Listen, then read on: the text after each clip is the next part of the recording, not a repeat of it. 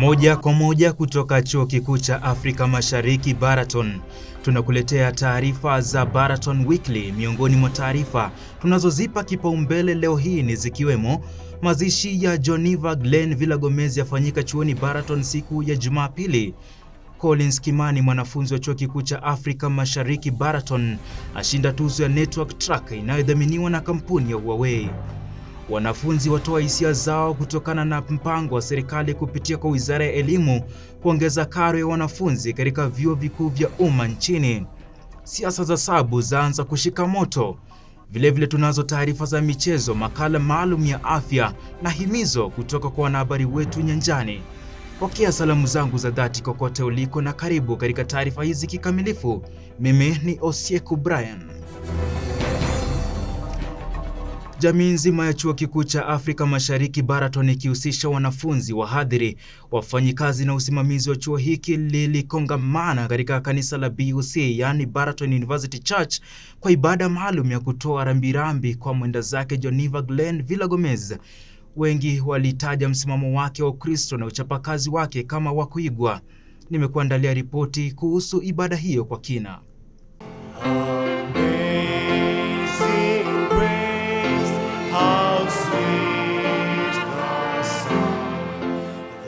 Ibada hiyo maalum ilifanyika katika kanisa la BUC humu chuoni Baraton tarehe 25 Jumamosi kuanzia saa 11 jioni, huku ikisheheni nyimbo za faraja.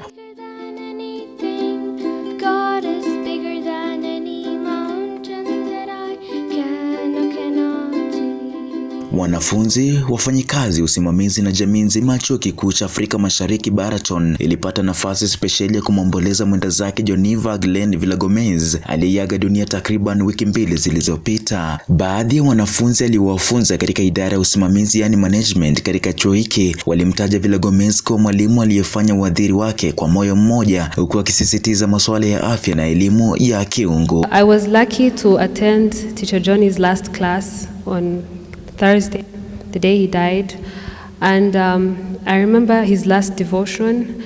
He was telling us Jesus Christ is coming soon and we have to prepare.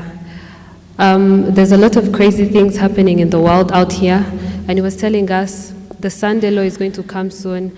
There's persecution that is coming, and as Christians we need to be prepared.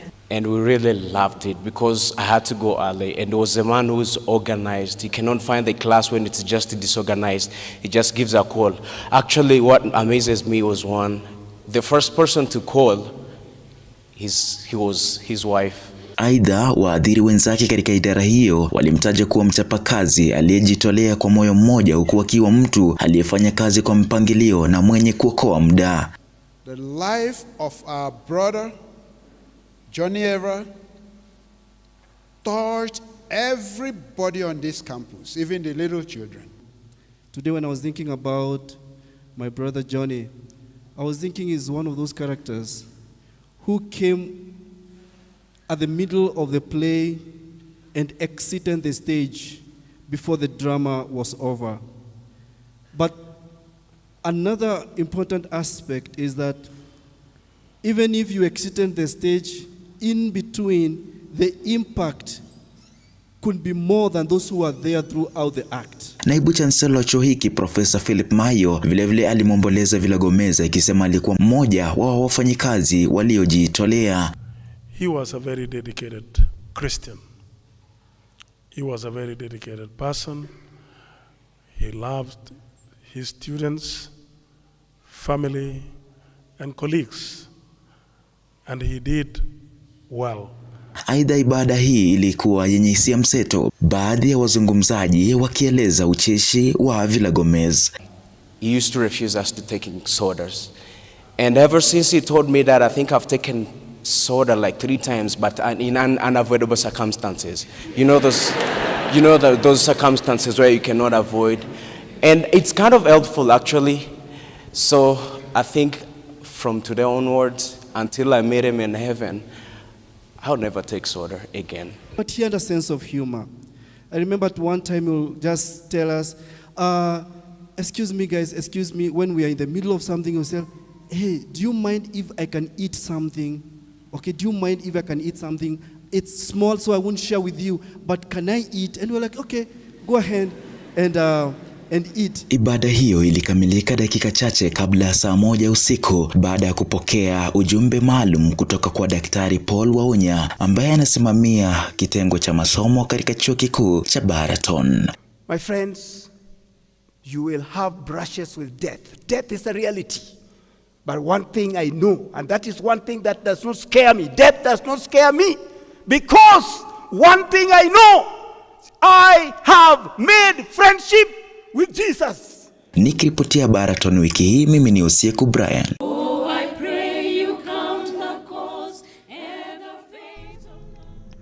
Na hatimaye mwenda zake Joniva Glenn Villa-Gomez amezikwa katika makaburi ya misheni hapa katika chuo kikuu cha Afrika Mashariki Baraton. Mazishi hayo yalifanyika siku ya Jumapili, huku ibada ya wafu ikifanyika katika kanisa la BUC humu chuoni. Ikumbukwe kwamba Villa-Gomez aliaga dunia tarehe 16 Alhamisi humu chuoni baada ya kupatwa na mshtuko wa moyo. Nimekuandalia makala maalum ya siku hiyo ya mazishi. Safari ya mwisho ya Joniva Villa-Gomez ilianza hapa chuoni Baraton Jumapili tarehe 26 mwendo wa saa 2:30 asubuhi.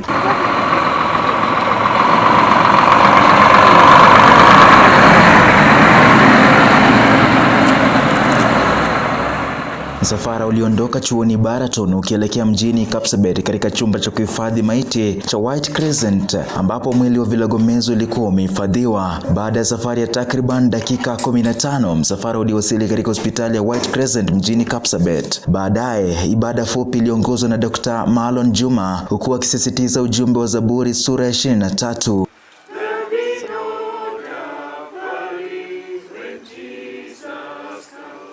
Even though I walk through the valley of the shadow of death, I will fear no evil, for thou art with me. Baadaye familia ilipata nafasi ya kutazama mwili wa mwenda zake, machozi na hisia za uchungu zikisheheni anga za hifadhi ya maiti ya White Crescent mjini Kapsabet.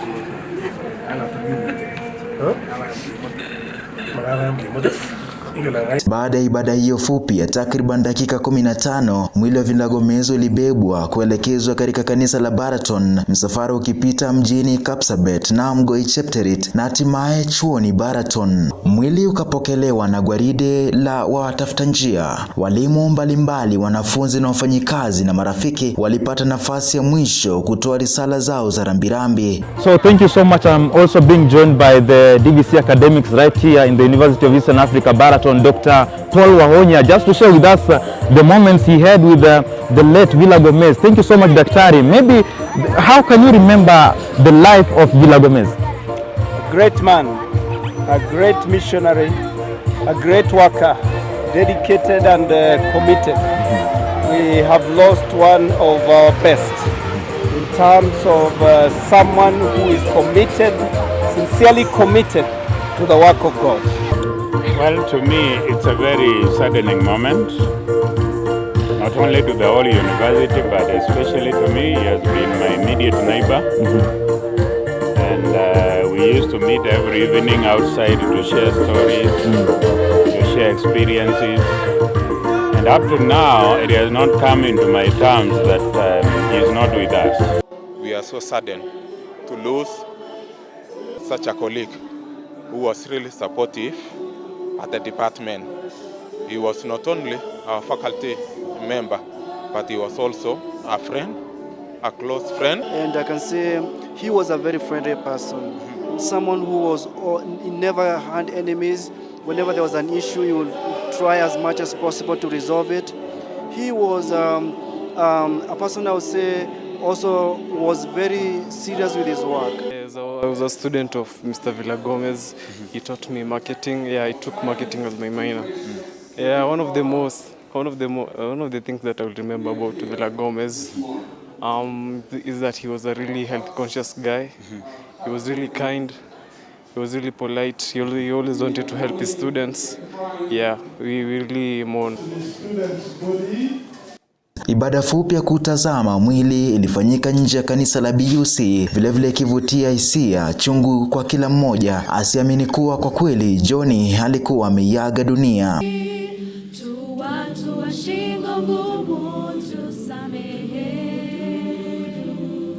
hatufai mbele zako turehemu. Ibada kamili ya mazishi ilifanyika kanisani BUC. Hotuba fupi zilitolewa kanisani, kikubwa Vilagomez akitajwa kuwa aliyekuwa nguzo muhimu katika kuhubiri Injili ya Kristo kupitia huduma ya kimishonari. And I pray that God be your comfort, as no amount of words that we say and sorries will be able to be enough, or all we can do is pray for you, be near you, and again pray for you. Blessed are those who mourn, for they shall be comforted. That's Matthew 5:4. As we mourn our sleeping friend, I have a message of hope to all of us. The devil has not shaken heaven's resolve to destroy the enemy death. Baadhi ya wanafamilia wa Vilagomez walishiriki ibada hii kupitia mtandao, huku wakishukuru chuo kikuu cha Baraton kwa kuwashika mkono wakati huu wa msiba. No more night, no more pain, no more tears, never crying again.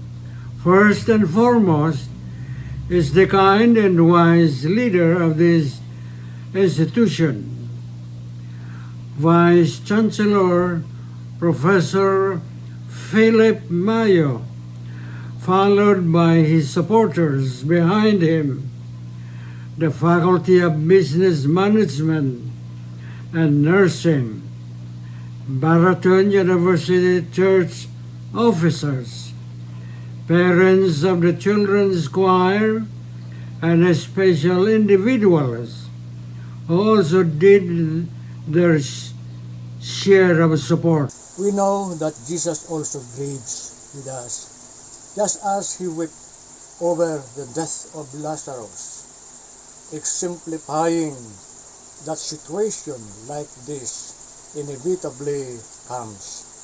But at his coming, we'll see Johnny again. Thank you so much for your gesture of love and sympathy and our grieving moments. Aidha, mkewe Katoliko Vilagomez alieleza kuwa anaamini ni mapenzi ya Mwenyezi Mungu kumpoteza mumewe. I told them, you don't need to worry as long as we are in the family of God. Thank you, brothers and sisters, for all your love to us. For Matthew and I, it's been very personal that everything that you have given. I was even telling many of you that, I couldn't repay back what you have done. All of us at the University of Eastern Africa, Baraton, we received the sad news of his sudden demise with profound shock and disbelief. We are still struggling to come to terms with this sad reality. The late Johnny was a dedicated missionary worker from the Philippines who served UAB with great love and commitment.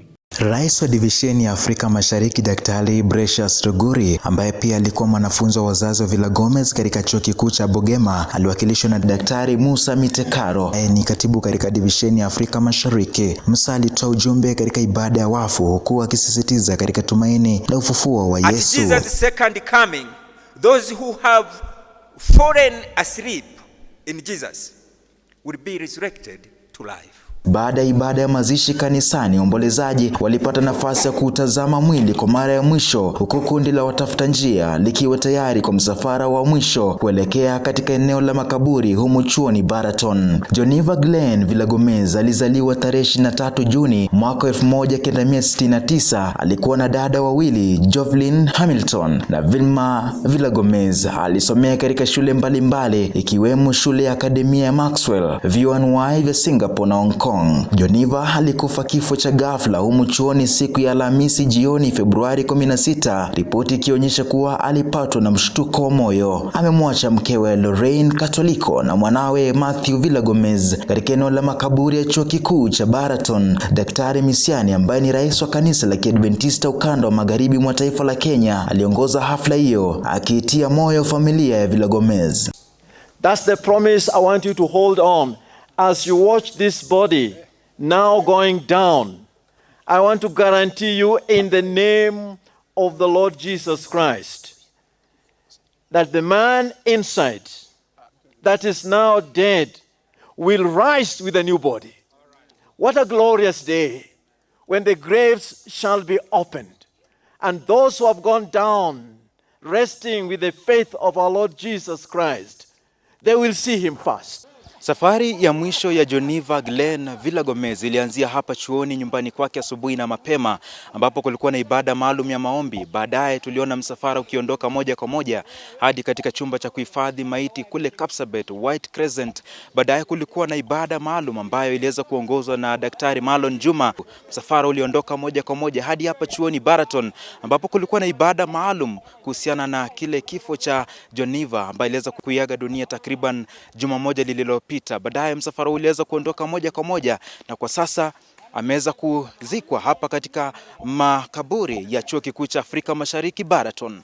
Nikiripotia Baraton TV, mimi ni Brian Osieku. Bila shaka buriane Villagomez na makiwa kwa familia.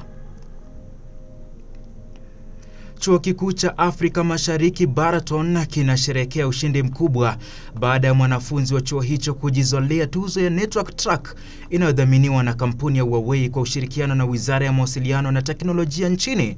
Collins Kimani ambaye ni mwanafunzi katika idara ya mawasiliano na teknolojia chuoni humo alipata ushindi huo mnono baada ya kuibuka katika orodha ya 3 bora, huku akiwabwaga zaidi ya washindani 150. Akizungumza katika ukumbi wa amphitheater chuoni humo, ameshukuru chuo cha Baraton hususan wahadhiri wake, huku akiahidi kuwakilisha chuo hiki vilivyo katika ngazi ya kidunia katika mashindano yatakayoandaliwa nchini China. Tuzo hiyo maarufu kama Network Track Award itapokezwa kwake nchini Afrika Kusini. I started from the Huawei. I registered the Huawei ICT competition last year from the preliminary stage, headed to the nationals. In the nationals I competed. From the preliminary I competed against 3,200 students in Kenya, and I emerged top 3. We went to the nationals. I competed against the 150 who were chosen. I emerged top 3. Last week is when we were given the award ceremony of the nationals, and I was humbled, and I really want to thank the department for the support that they have given me, especially Mr. Sagas, who encouraged me to register for the competition. And we did a 5 hours examination last week on Wednesday before we go to the award ceremony. And we competed against 16 countries in Africa, sub-Saharan Africa. And Kenya has emerged top. And I'm very humbled to have represented Kenya in the competition. The whole of the teams of the Network Track have succeeded. For my team was Team 2. And we have succeeded at that prize, which we are going to be awarded in South Africa. We are going to compete. The date is in the 31st of March. We are going for the competition in May for the Globals final, where we'll compete with the whole of the continent. Kenya is one of the countries representing Africa. I'm truly humbled and very much thankful for the school also.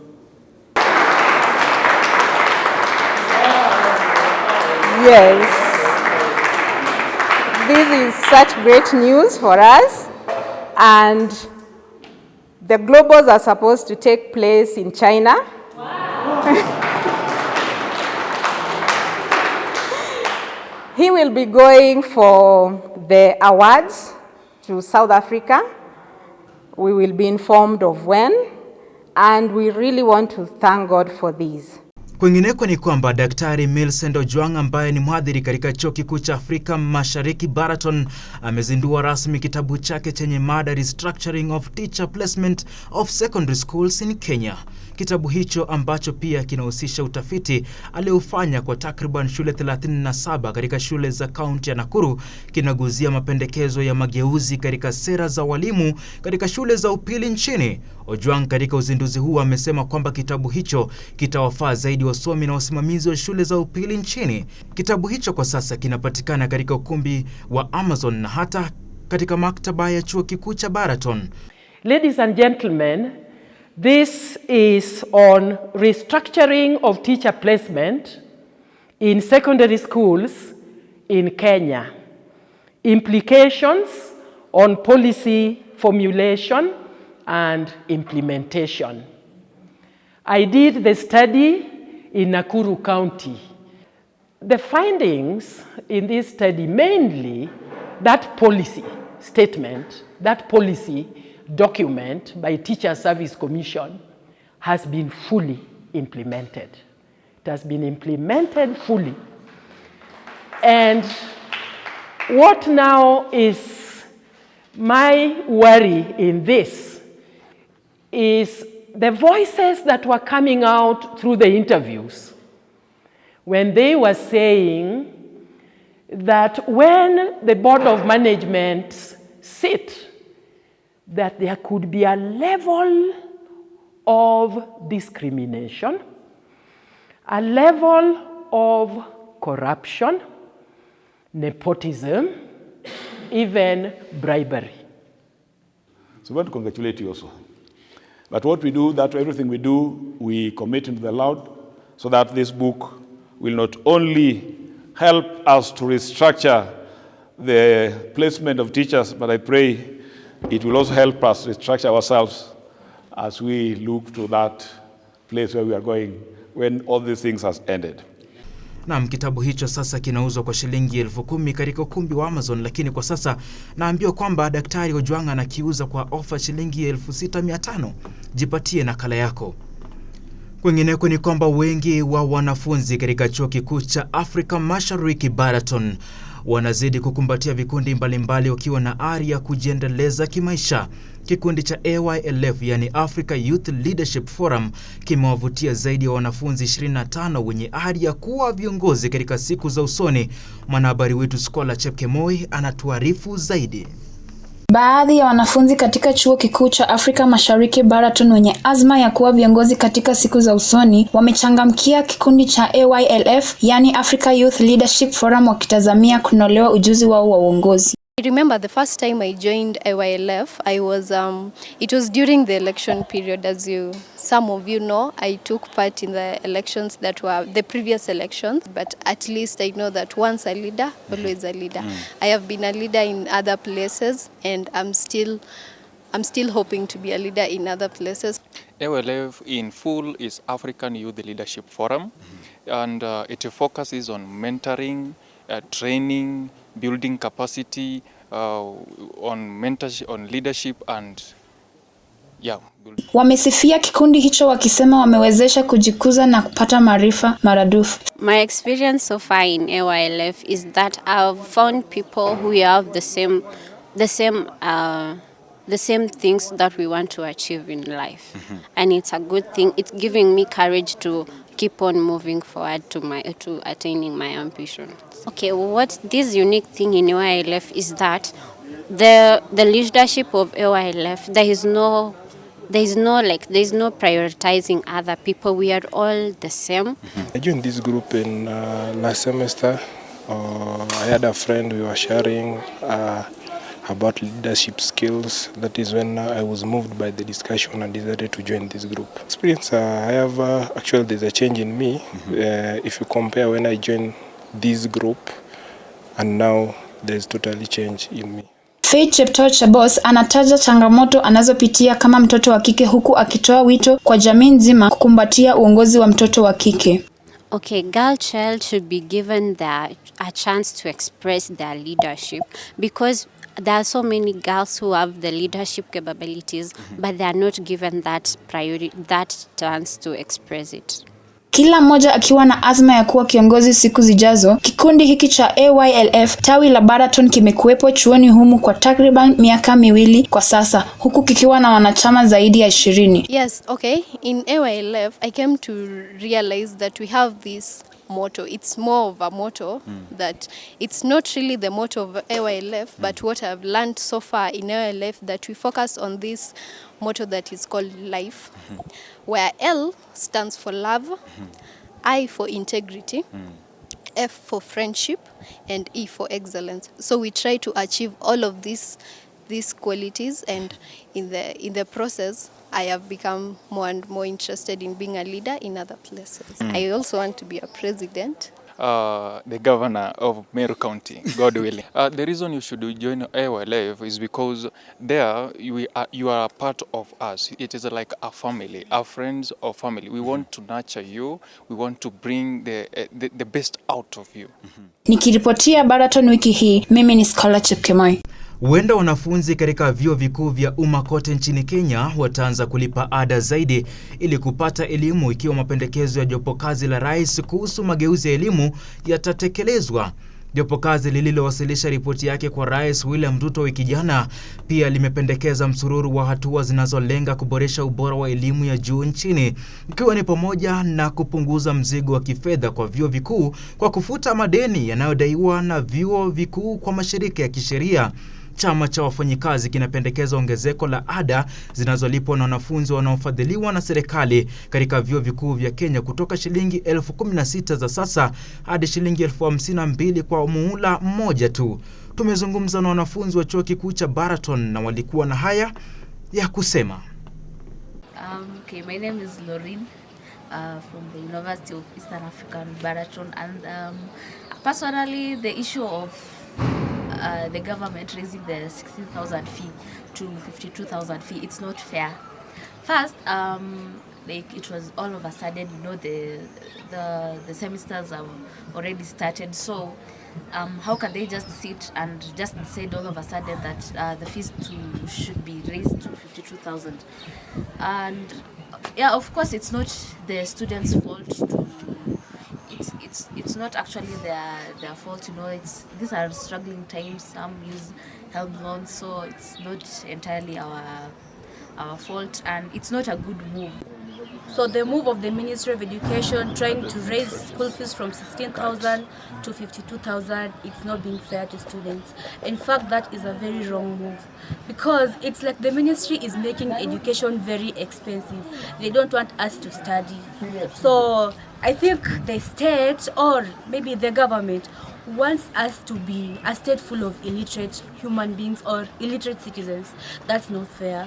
And after all the struggle, after all the school fees that our parents have paid in high school, they expect us to get some higher education in universities, and then now the government is coming up with this wrong move. And also another thing, if the universities have accumulated a lot of debt, they should blame it on the management of the universities, not as students. They are punishing us for mistakes that we have not done.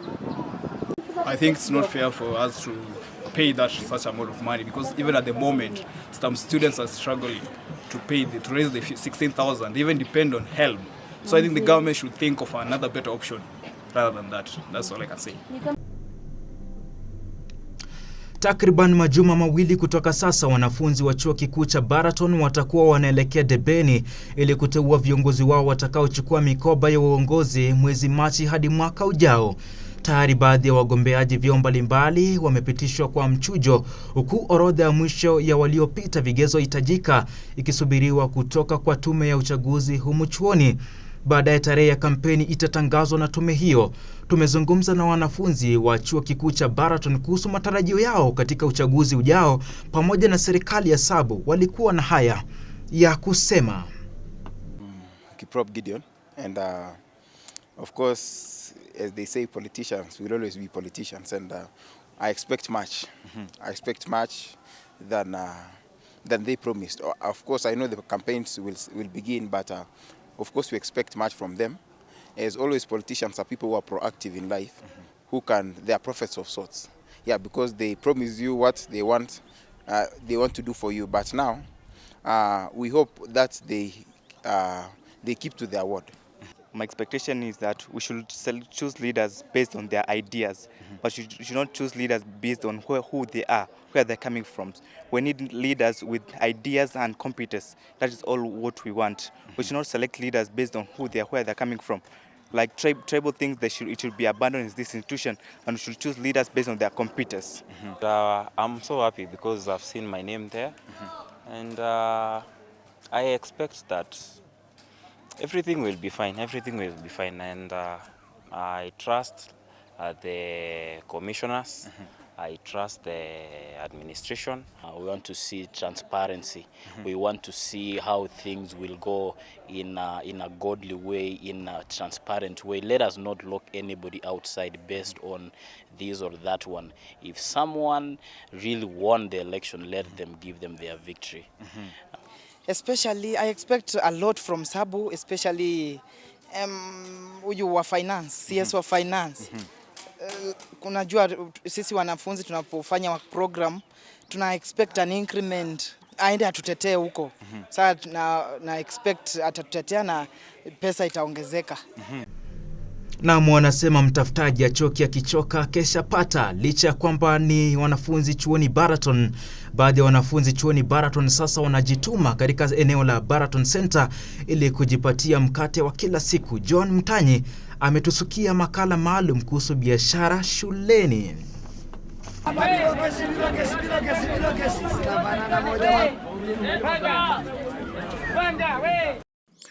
Ni siku ya Ijumaa, mida ya saa 2 asubuhi.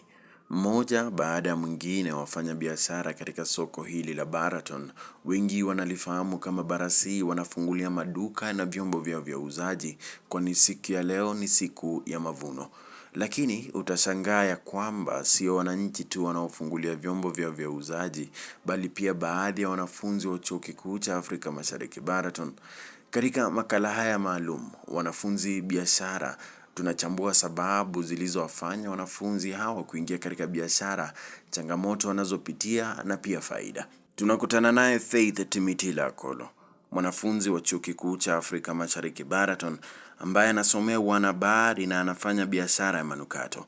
Anatueleza sababu iliyomfanya ingie katika biashara hii na changamoto anazopitia. Sababu moja yenye ilinifanya niingie katika biashara hili ni nilikuwa nataka kujitegemea. Yes. Kujitegemea, tukizingatia kwamba wewe ni mwanafunzi ulitaka kujitegemea na kuanzisha biashara hii ya marashi ama manukato. Ni changamoto gani ambazo unazipitia? Okay, changamoto moja yenye naweza sema ni kubwa ni wakati ambapo tuseme marashi inapoisha. Lazima niende tena hadi Kisumu ama Mombasa ndio nipate tena manukato haya. So ni hitilafu kidogo. Yeah. Na labda nikuulize swali ya mwisho, tukizingatia wewe ni mwanafunzi, baina wanafunzi unafanya kazi ya marashi na pia wanafunzi wengi wanapenda marashi. Kuna wale wateja ambao unawajua watakuja baada ya wiki moja, watakuja baada ya wiki mbili kununua marashi.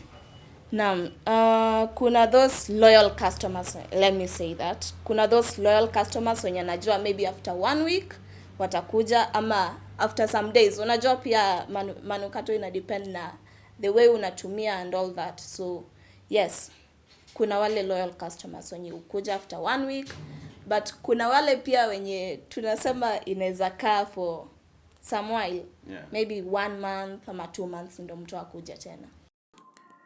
Justa Sogami, mwanafunzi anayesomea uhasibu ambaye pia anafanya biashara ya hoteli, uuzaji wa mandazi, keki na vitafunio vingine, anatueleza sababu iliyomfanya ingie katika biashara. Napenda sana biashara and changamoto ambayo nimekuwa nayo in my life ni kupata pesa ya karo, na hiyo ndio ilifanya ni jaribu mbinu zote za kutafuta hela. This was one of the options, na nikachagua nifanye biashara ili niweze kujilipia karo na rent ya nyumba.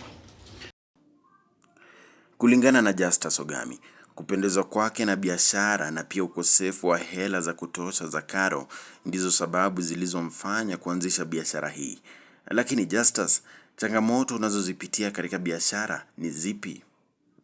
Changamoto ni nyingi za kawaida, kwamba kuanza business kama hii, initial capital ilikuwa challenge, alafu pia shida tu za kufurutana na community, like to be kuingiana na community ili mkue sawa inakuanga problem, but above all naona Mungu amenijalia, things are going on well.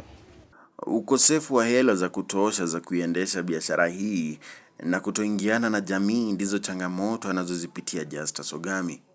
Dorothy Cheruto Ndiema ambaye ni mwanafunzi wa Chuo Kikuu cha Afrika Mashariki Baraton anayesomea uhasibu ameajiriwa na Justus Ogami katika biashara hii ya hoteli. Dorothy anatueleza sababu iliyomfanya akaajiriwa na Justus na pia faida anayoipata katika kuajiriwa kwake.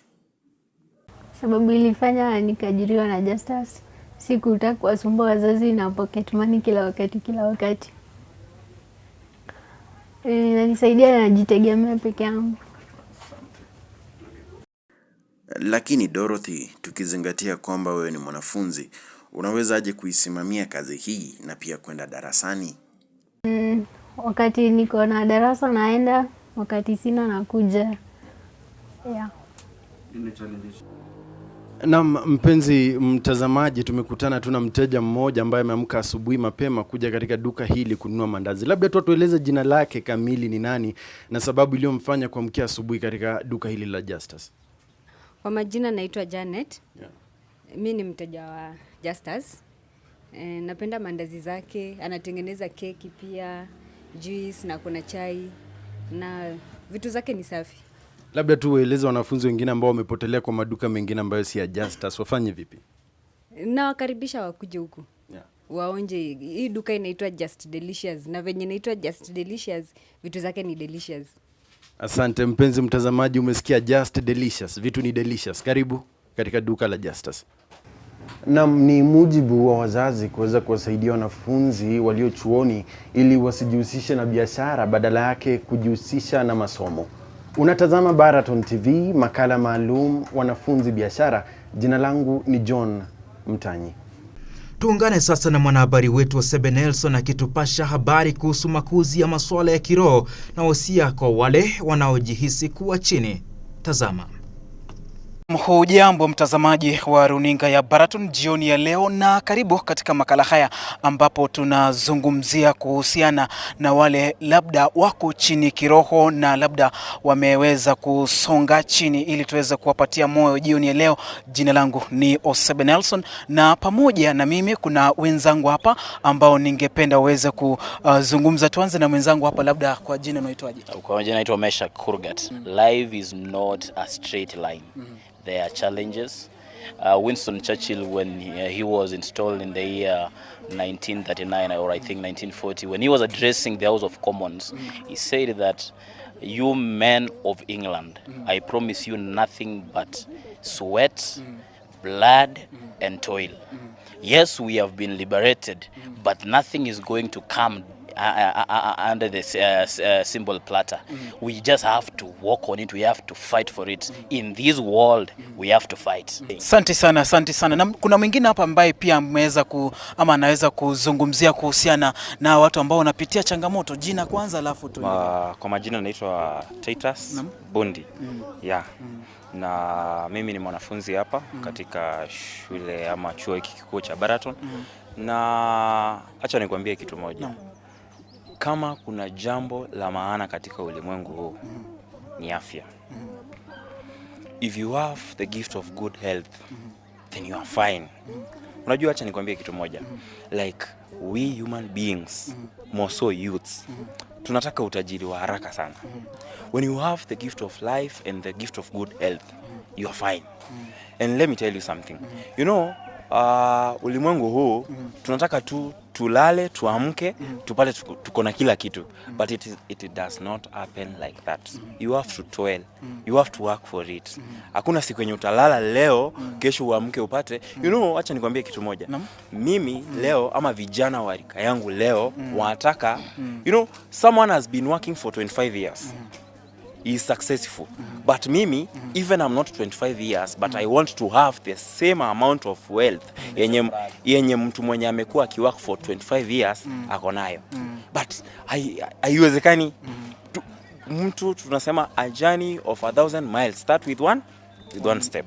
So kitu yenye nazaambia watu ni ya kwamba hebu tuweze kuwa wavumilivu, patience space. Na msikilizaji, ndo hayo tu kwa sasa. Zidi kuitazama runinga ya Baraton TV. Jina langu ni Osaba Nelson. Tuende sasa viwanjani ambapo naarifiwa kwamba timu ya Yanga imechapwa kichapo cha Mbwakoko Msikitini na timu ya Nases FC. Mwanaspoti wetu Arasa Enoch Sinde anadunda viwanjani. Klabu ya Yanga leo hii ikiwa inachora na klabu ya Wauguzi ama ukipenda Nases, leo hii ikiwa ni tarehe 27 mwezi wa pili mwaka 2027 wanachuana na kwenye uwanja huu wa Chuo Kikuu cha Mashariki mwa Afrika Baraton. Nikiangalia kwenye jedwali klabu ya Wauguzi ama Nases iko kwenye nambari 4 kwenye jedwali, ile hali ile nyingine ya Yanga ikiwa nambari 10 kwenye jedwali. Inamaanisha kwamba leo hii ikiwa klabu ya Nases ama Wauguzi watakuwa wanapata pointi 3, basi watakuwa wanasonga hadi katika nafasi ya 3, na ikiwa klabu ya Yanga itakuwa inapata pointi 3, basi watakuwa wanakwenda hadi pointi ya hadi nambari ya 8. Mchuano kati ya timu hizi mbili umeonekana kuwa mgumu sana, haswa katika awamu ya kwanza, huku tukimwona mkocha wa timu ya Wauguzi akipewa kadi ya manjano kwa kukosa nidhamu uwanjani. Kwa majina naitwa Vincent, coach wa Nases. Nimepewa yellow card juu ya kuongea na referee on time wastage. The opponent had wasted a lot of time, so nika complain. The referee was not happy with that. Kumekuwa na hisia mseto kati ya mashabiki wa pande zote, kila mmoja akionekana kuvuta ngozi upande wake, wote wakiwa na imani kuwa timu wanayoshabikia itaibuka mshindi kwenye mchuano huu. Nases, kwa nini Nases? Nases ni timu kubwa. Bara kuna timu 4 pekee. Nases na Nases. Kocha wa timu ya Yanga alimwelekezea kidole cha lawama referee kwa kupendelea timu ya Wauguzi. Na hatimaye timu ya Wauguzi waliwaacha wanawanga na jeraha kwa kuwafunga bao moja bila jibu. Timu ya Wauguzi sasa wamesonga kwenye jedwali hadi nambari ya 3, huku wakiwa na pointi 23 kwenye Baraton Premier League. Na sasa macho yote yanaelekezwa kwenye timu ya Sigalagala ambayo kwenye jedwali la BPL inaongozwa na pointi 29, ikifuatwa kwa karibu sana na Clippers FC na pointi 27, kisha Nases ambayo imejizolea hatimaye pointi 3 kufika pointi 23. Swali ni je, Sigalagala itakuwa inasalia pale juu ama itakuwa inabanduliwa? Umekuwa ni mchuano wa kupigwa mfano katika Chuo Kikuu cha Mashariki mwa Afrika Baraton. Tunasua kwenye uga huu, na matumaini yangu kwamba wanafunzi watakuwa wanapata burudani tosha tunapozidi kusonga mbele na tuweze kupata kujua mshindi aswa wa ligi hii ya BPL. Kutoka kwenye uga huu wa Baraton, jina langu ni Arasa Enoch Sinde. Na kabla sijahitimisha taarifa zetu za habari, naungana na mwenzangu John Mtanyi akituletea makala ya utabiri wa hali ya anga. Shukran za dhati kwa kujumuika nasi katika awamu nyingine ya utabiri wa hali ya hewa. Kokote uliko, natumai umeshinda vyema. Naitwa John Mtanyi, na kabla tuingie katika utabiri wa hali ya hewa, kwa ufupi tu, nimegundua kwamba kuna majamaa ambao wanafaidika licha ya jua kuchoma kila mtu nchini. Hawa majamaa ambao wanavuta mkokoteni kila siku kutuletea sisi maji shilingi 20 mtungi mmoja, lakini kwa ujumla wakulima wameathirika, wamekosa maji ya kumwagilia maboga yao. Mboga imepanda bei, nyanya imepanda bei, nyanya moja shilingi 10. Mimi kama mwanafunzi wa Chuo Kikuu cha Afrika Mashariki Baraton nimeathirika, lakini natumai ya kwamba hali itabadilika hivi karibuni. Mungu atajibu maombi. Tukizungumzia kujibiwa kwa maombi, pande nyingi za nchi, sehemu za Mombasa, Kisumu, Nairobi, Embu, Nyeri na upande pia Kakamega na Eldoret, mawingu yameanza kushuhudiwa, na walivyosema ya kwamba dalili ya mvua ni mawingu. Kwa hivyo baraka ipo yaja. Labda sehemu tu za Garissa na Mandera ndipo jua kali inashuhudiwa. Labda tukaangalia vile mambo yatakuwa kila siku ya wiki katika maeneo haya. Tuanze na upande wa Mombasa ambapo siku ya Alhamisi na siku ya Ijumaa mawingu yatashuhudiwa, huku nyuzi za juu zikiwa 32 na za chini zikiwa 24. Siku ya Jumamosi na Jumapili mawingu yatashuhudiwa, huku nyuzi za juu zikiwa 32 nazo za chini zikiwa 24. Katika eneo hili la Mombasa, siku ya Jumatatu na Jumanne wiki ijayo kunatarajiwa mawingu, huku nyuzi za juu zikiwa 32 nazo za chini zikiwa 23. Twende katika maeneo ya Nairobi, ambapo siku ya Alhamisi na Ijumaa mawingu yatashuhudiwa katika maeneo hayo, nyuzi za juu zikiwa 32 na 29 mtawalia, nazo za chini zikiwa 15. Siku ya Jumamosi na Jumapili, maeneo ya Nairobi yanatarajia jua kali siku ya Jumamosi, nayo siku ya Jumapili mawingu yatashuhudiwa, huku nyuzi za juu zikiwa 30 na 29 mtawalia, nazo za chini zikiwa 15. Maeneo ya Nairobi siku ya Jumatatu na siku ya Jumanne wiki ijayo kunatarajiwa mawingu siku ya Jumatatu, lakini siku ya Jumanne jua itashuhudiwa, huku nyuzi za juu zikiwa 29 na 30, nazo za chini zikiwa 14 na 15 mtawalia. Twende upande wa Kisumu, ambapo siku ya Alhamisi na Ijumaa kunatarajiwa mvua, huku nyuzi za juu zikiwa 28 na 29, nazo za chini zikiwa 18 na 19 mtawalia. Siku ya Jumamosi na siku ya Jumapili maeneo ya Kisumu yatapata jua kali siku ya Jumamosi, lakini siku ya Jumapili hali ya hewa itabadilika na mawingu kushuhudiwa, huku nyuzi za juu zikiwa 31 na 32, nazo za chini zikiwa 18 na 19 mtawalia. Wiki ijayo siku ya Jumatatu na siku ya Jumanne Kisumu kutawaka jua siku nzima, huku nyuzi za juu zikiwa 33 na 32 mtawalia, nazo za chini zikiwa 19.